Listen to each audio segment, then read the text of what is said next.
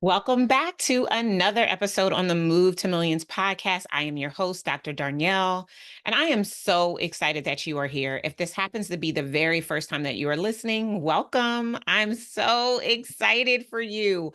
Welcome home. It is my hope and desire that as I share and reflect on business acumen and money mindset and spirituality and all of these principles, how they come together to serve you fully, you get what you need to fill your cup and to live the life that I believe was preordained for you since before you were formed in your mother's womb. While this is technically a business podcast, I do believe that life and business are congruent and that you cannot have a booming business when you have a busted life. So it is possible that as a result of our time together, we're going to get into a little bit of everything. We're going to talk business, but we're also going to talk life. That means we might talk about spirituality. We might talk about your relationships. We might talk about anything. So anything goes in an effort to support you in order to go to your next level. Everything that I share is really designed to honor our ideal clients. And we work with service-based entrepreneurs, primarily coaches, consultants, accountants, attorneys, and interior designers who have businesses that are generating around that low multiple six-figure mark, but want to be over the $1 million mark. And they want to build a business that serves them financially and spiritually. Through our House of Millions programs, we actually support entrepreneurs on the full Move to Millions continuum. If you are not familiar with what I mean when I say Move to Millions continuum, then make sure that you go back and listen to the episode where I break down the continuum for you. I am the absolute best at combining spiritual principles with business growth strategy that really allows you to focus on real business. There are a lot of entrepreneurs out there. According to the IRS and the SBA, there are approximately 33 million small businesses in the United States. Yet, only approximately 4.2% of them actually ever make seven figures. And that number gets incredibly smaller as we break it down. For service-based businesses like we serve, only 2.35% make seven figures. For women-owned businesses, only 1.9%. For Black-owned businesses, only 0.9%. And for Black women-owned businesses, only 0.5%. The average Black woman-owned business is actually, according to Wells Fargo, only generating $47,000 a year in their business. And I don't know about you, but that is not enough. You cannot live the abundant life that God promised you when you are not generating seven figures a year. Okay, maybe you can do it at higher six figures. My point just being this. It's hard to be the change when you don't have any. And this podcast serves to help you to learn what you don't yet know so that you can build a business that serves you financially and spiritually. Because I am the best at combining business growth strategy and spiritual principles, my clients get amazing results. In fact, at our annual live event, Move to Millions, which we just held in May of 2024, we had 20 clients take the stage and share how they've generated a combined $233.1 million since they came into contact to working directly with me to help them to grow.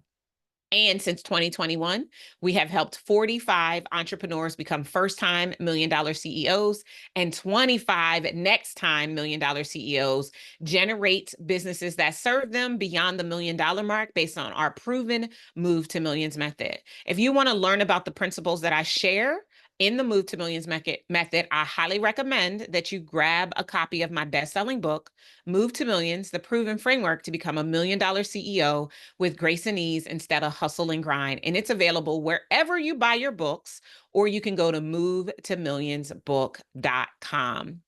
And lastly, if you enjoy this episode, it gives you something that you can feel, then I'm going to encourage you to rate and review this podcast. When you do so, you help us to expand our reach out in the world. We want everyone to know about Move to Millions and how they can build a business that serves them financially and spiritually without having to hustle and grind for it.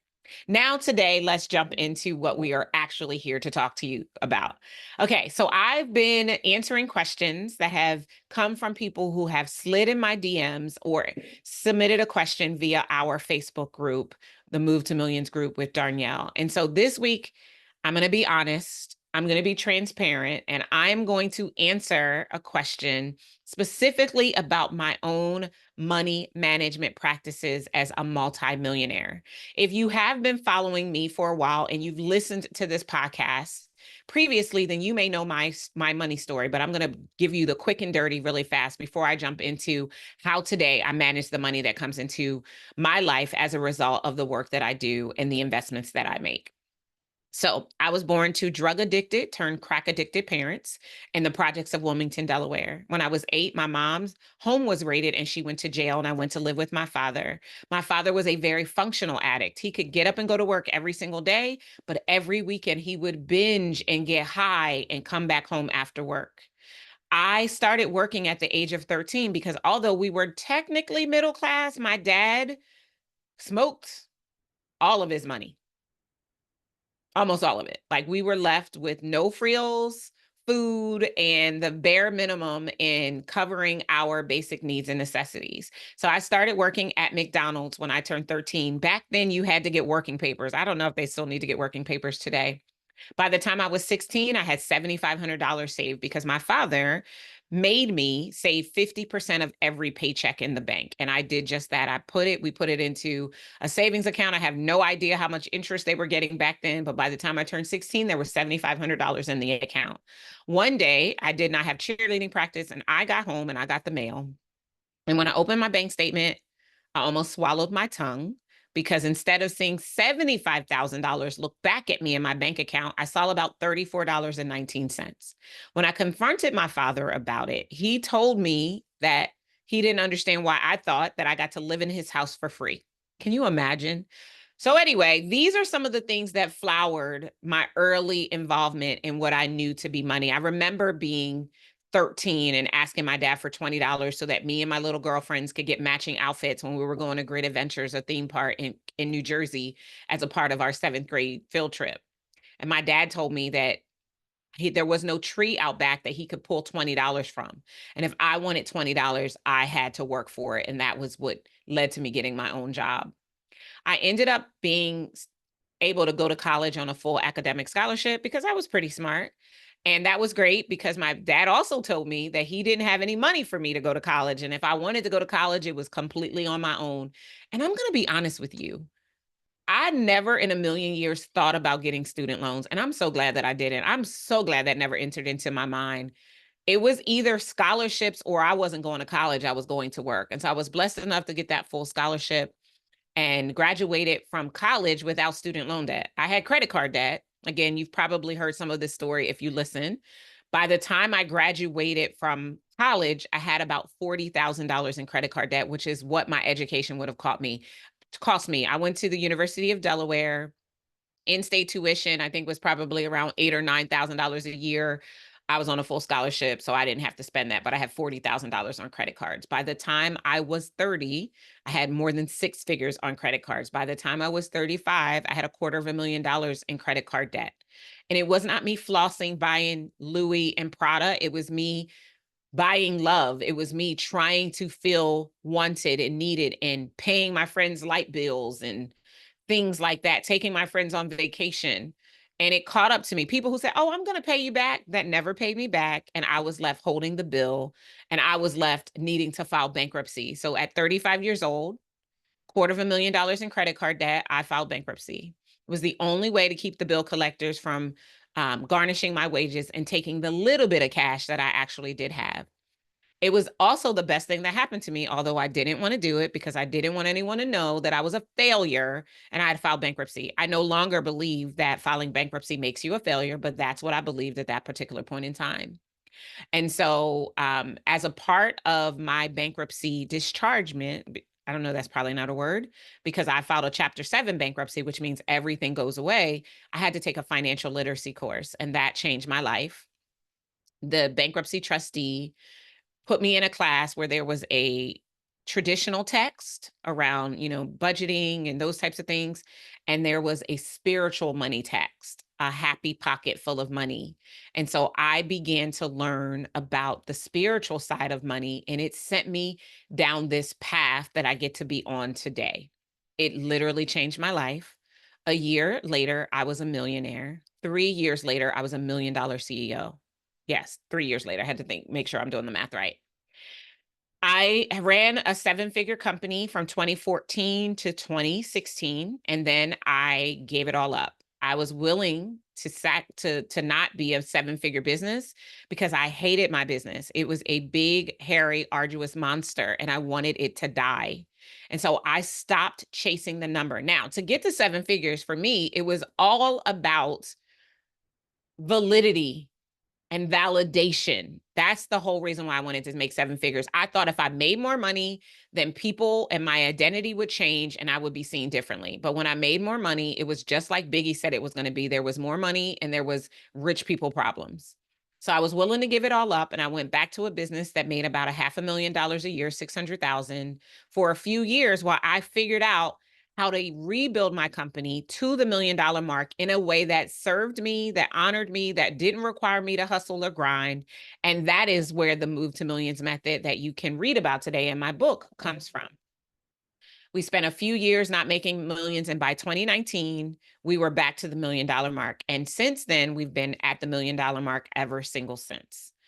And my personal net worth has also grown. Excuse me. I have an 8-figure net worth.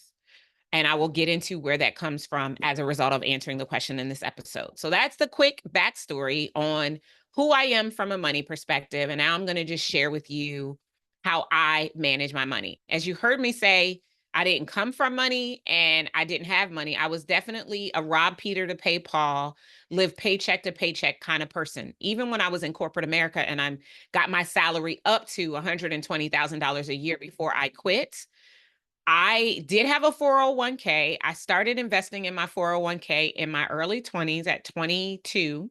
I took the maximum 6% match that they would allow me to take. I hired a financial advisor and he put me in some really great stocks. That's how I became a millionaire through my investments. A millionaire, by definition, just to make sure we're on the same page, is assets that add up to $1 million, right? So your personal home where you live, all the other things that you have that add up to $1 million is what makes you a millionaire. And you can absolutely become a millionaire without having $1 million company. It's up to you whether or not you want to do both. I wanted to do both. It is my mandate to teach other people how to do the same.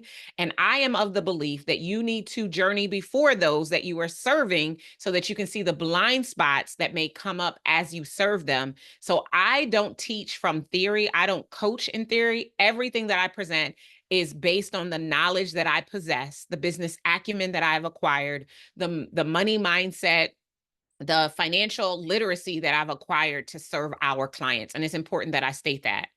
This is about me, not necessarily about you, but for me, I don't do theory and I don't want to teach and coach and consult with people in theory. Okay, having said that, the original question again, because I feel like I've gotten off on a little tangent, was how do I manage my money? So here are some of the things that I do from a personal, best demonstrated process and practice standpoint that hopefully can help you. But let me just sidebar and say before I even share any of this with you, I am not a financial management person. I'm not a certified financial planner. I'm not an accountant. I'm not a tax strategist, and I don't play any of them on TV. Everything that I'm sharing with you is based on my own knowledge and experience and the professionals that I work with, the books that I've read, the knowledge that I've gained, the courses I've taken, etc., to produce this. But I am not suggesting that anything that I do is something that you should do. I just want to give that disclosure up front because I don't need y'all out in these streets talking about Darnyelle said. No, Darnyelle did not say. Darnyelle is being vulnerable and transparent to share with you what she does with her own money. As a person who is nouveau riche, I was not born into money, but I have a lot of it now. All right, so here we go. Number one, I believe that personal money and business money should be separate. So I am on payroll at my company. I am a W-2 employee. I get paid every 2 weeks well, actually not every 2 weeks, on the 15th and the 30th with the rest of the employees that I have. Right now, we have 6 full-time employees and we have 2 relatively full-time contractors that work with us. And we have a host of other part-time project-based contractors and retainers that we had. But I am a W-2. And the reason this is important is because I wanted to make sure that whatever I might need personally, if I wanted to buy a new home because I am a real estate investor, I wanted to be able to show income that would allow me the ability to be able to get a mortgage without having to jump through extra hoops than you already have to jump through when you're trying to qualify for a mortgage. So that is why I'm a W-2 in my company. I also believe in treating myself with the respect that I deserve because I work in my company every single day. If I pay my employees, I should pay myself. I don't eat last. I make sure that I run a company that operates at a level where we all get to eat on the 15th and the 30th based on what is coming into the company. I have also become a really good steward over our money. I use a process that I first learned about back in 2014, 2015, Profit First. You may have read the book.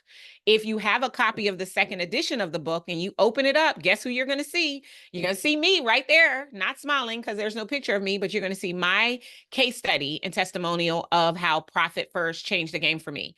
Prior to using Profit First, I was already saving and putting some money aside. I was not spending every dime that came in. I got that from my father. He made me put up half of every paycheck when I was a child. I continued that as an adult. And so even in my business, I was putting a portion aside to create cash reserves. I had this first goal that I wanted to get to the point where I had 6 figures in cash flow. If you've been following me for a long time, you might even remember when I spent a lot of time talking about 6-figure cash flow. That was my first goal. So when I found Profit First and I started practicing it in full, it made a substantial difference for me. I initially started practicing Profit First in the business, and then I took the same principles and I practiced Profit First personally. So as we talk about my personal finances, Profit First is used. Inside of that, I have separate accounts. So I have a checking account where or a checking income account where my paychecks are deposited. I have a checking spending account where the money is separated that I can spend. I have a savings growth account, a high yield savings account where a portion of money comes in. And then I also have a few outside of that bank accounts where I theme my money as I save it. So checking, savings, and high yield savings based on the intent of the money. So I have a real estate high yield savings account. I have a tithe account. I have a vacation account. I have a fun money account. Plus, of course, I have my regular checking for my expenses that happen. Now, because I understand that my business's income is not my personal income and I do not embezzle from my business, if I take any money outside of my paycheck from my business, I do a profit share based on Profit First 4 times a year. So I pay myself enough to live well.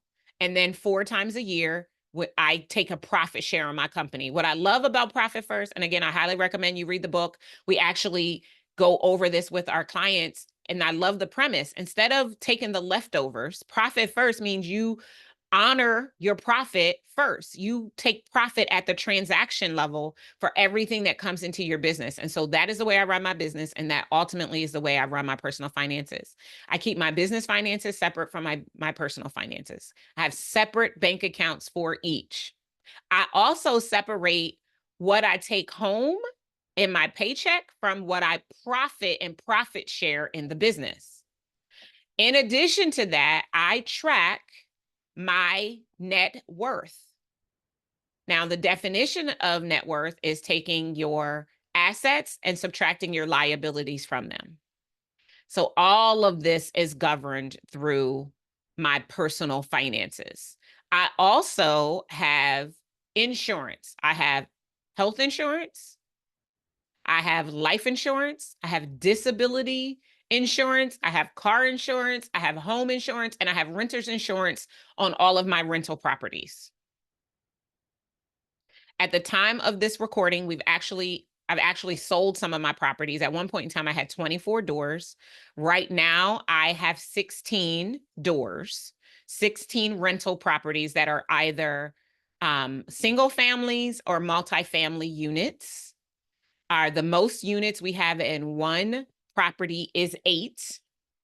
And so we are actually able to earn money from each of those.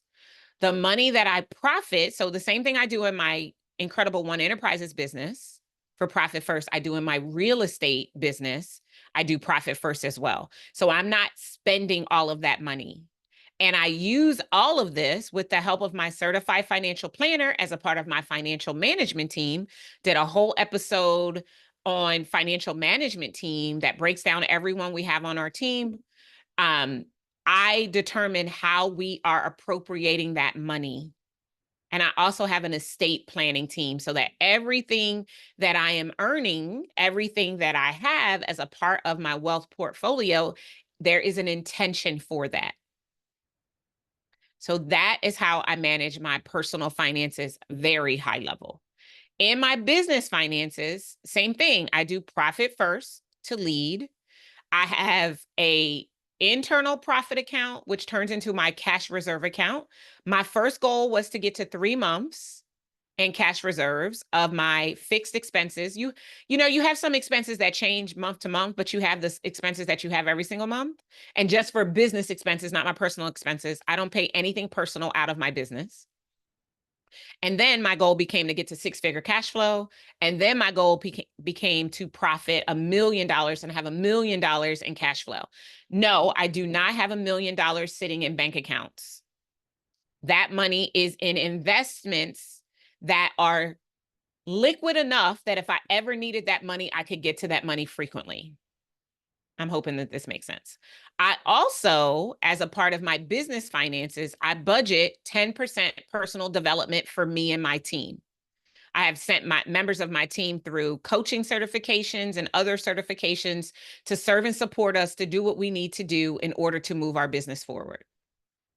I also believe I meet with my certified financial officer, my CFO, as a part of my financial management team every single month.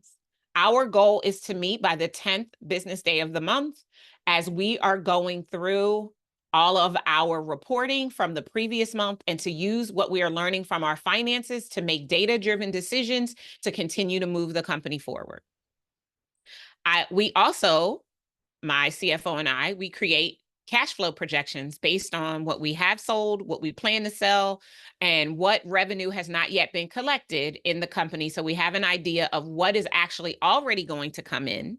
And then we create a sales strategy to determine additional cash we want to come in so that we can make sure that we hit our minimum monthly recurring revenue mark to run the business. Now, this is a little game I play with myself. My goal, although I have clients who pay me in full, and that money, if you're familiar with Profit First, goes into a drip account. My goal is to not pull from the drip account money to run my business. My goal, in addition to those people who pay us in full, is to generate enough other money each month that comes in that handles the monthly obligations for the business. It's a little game I play. This is why I have access to so much.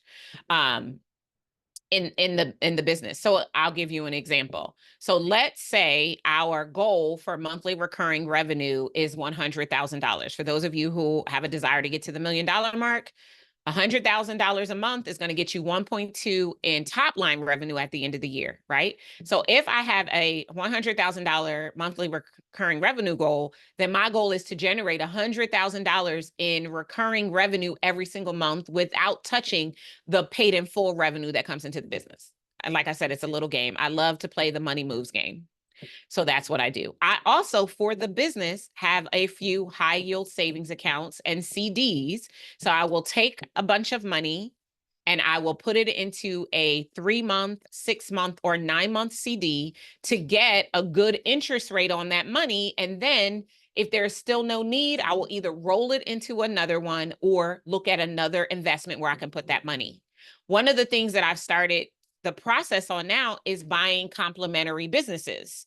So in addition to having my real estate company and my business advisory company, we are now buying other companies that we can use to serve and support our clients and some of the verticals that they need based on the way that we coach and advise and consult with them to experience growth. So these are things that I'm doing with my with the money that's coming in.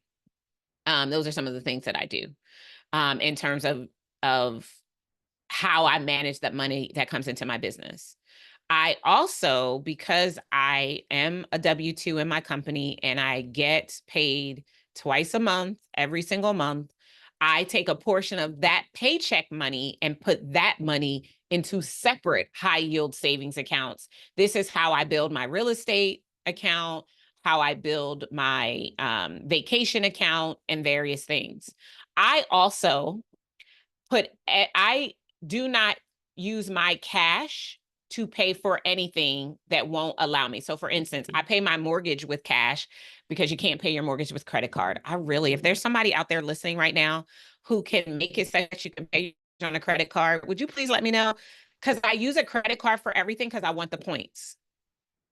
So I have American Express Platinum, American Express Gold, American Express Blue, American Express Plum.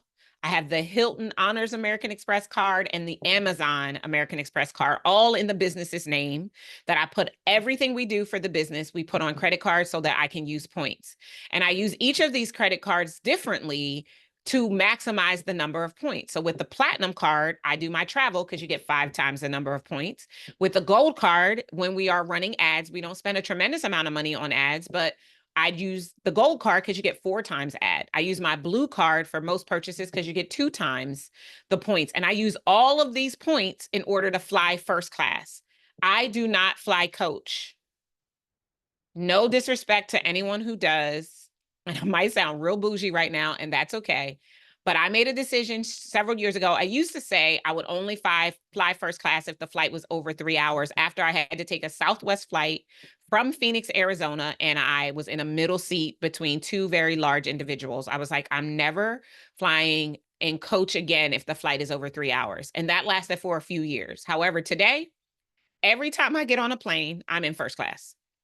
I do not pay for first class tickets most of the time, even though, yes, I do technically have the money to pay for first class tickets. I am typically using points, meaning I use points to buy the flight outright, or based on the budget that we have for our company. If I'm flying on the business, I will spend as much as the budget we've appropriated, and the difference I use points so that I can fly first class. And I put everything on both areas of my life. My personal life and my business goes on a credit card up front. I have the Chase Freedom card, which gives me cash back. I also have the Chase Inc. business card when they don't take American Express. But I have a personal platinum American Express and business platinum and all the other cards. I do not have all the other cards in personal. I only have a personal platinum American Express. And if I'm not using that, I'm using my Chase Freedom card, or I have a PNC travel rewards card that is also a Visa. So everything goes on a credit card at first. But here's my rule: I do not buy it on a credit card if I cannot pay it in full when the bill comes. Y'all heard me say I filed bankruptcy, right? With $250,000 in credit card debt. So because of that, I will never retain a balance. Anything I put on a card is being paid when the bill comes. Now, American Express is a charge card, not a credit card. It doesn't have a limit. You charge on it and you pay the bill when the bill comes. And that's why I have American Express, because it does not even allow me to think about retaining a balance. And then my Visa and my MasterCards, those, of course, are credit cards, but I still only put on there what I can afford to pay when the bill comes, personally or professionally. So it allows me to really think about whether or not I want whatever it is that I am charging. For the longest time, I did not have name brand anything. I did not have a Louis Vuitton bag. I did not have a Prada. I did not have any of that stuff. I did not have Chanel sunglasses, because I could not, in myself, at that point in time in my life, I could not justify spending that money. Now, part of that was some money mindset work that I needed to do, because I know today that money flows away from those who feel that there is a shortage of it. So because I now know money is available and always available to me, I move differently with money. But at that particular point in time, I did not even have name brand things. But even still, if I go buy something name brand, best believe when that bill comes, I'm paying for it. The end. I'm not carrying any balances. Call it financial trauma if you want, but I'm not ever getting myself in a situation again where I would have to even consider bankruptcy.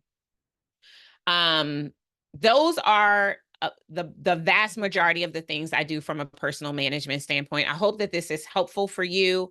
If you have questions about this, please slide in my DMs and ask me a question. I'm clearly being an open book. While I haven't shared any dollar amounts about my own specifics, I am at least sharing with you how I manage my money. And I hope that this helps you, whether this is aspirational for you. Some of these things you can start to do now, or there are things that maybe you are already doing and you're just checking off what happens in your process. Oh, one thing I did forget to say, I do use the Rocket Money app. It has been very helpful in looking at my budget. I did not like budgets. I really had an aversion to a budget. I do now budget because I think that is fiscally responsible. And I want to continue to get more. So I'm a good steward over what I have been given. So now I budget, and Rocket Money helps me to stay on track. There are a million apps out there that you could potentially use. I do happen to like Rocket Money. I think it's in the family with QuickBooks and all of that, which I think helps because they're all connected. But that has really helped me to really manage my finances, to see where I am, to track my network worth, and to keep all of that in front of me, because my mission today in life, and part of the reason why you all hear me talk about money often on this show, is because we have to normalize money. Most of us, regardless of whether we came from money or not, grew up believing that money was dirty or it was bad or it was a secret and you shouldn't talk about it. And that is how we show up as entrepreneurs and adults around money. And that energy is lack energy, and it will reduce the amount of it that flows into your life experience. So only when you understand how to operate in the abundance of the energy of money, money is an energy, it is a current, it is always flowing, does your money flow. As your money flows, the way you manage it demonstrates your stewardness and your fiscal responsibility and financial savvy to be able to create more of it. So I hope that this is helpful. If it was helpful, please do me a quick favor and rate and review this episode. I'm going to be doing some more episodes around money and sales and profit and those types of things, because I haven't really done a lot of that in a while.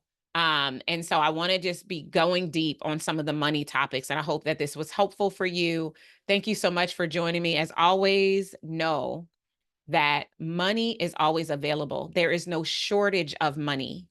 And it's the sooner you can remove things like, I can't afford that, that's expensive, from your vocabulary, the sooner more money will flow into your life experience. When you take the edge off of money by normalizing it and believing that you are worthy to have it whenever you decide, and recognize that as an entrepreneur, you solve problems for money and you literally have a printing press out back, and there should be no day in your life when you cannot create money, then money and money management for you will change.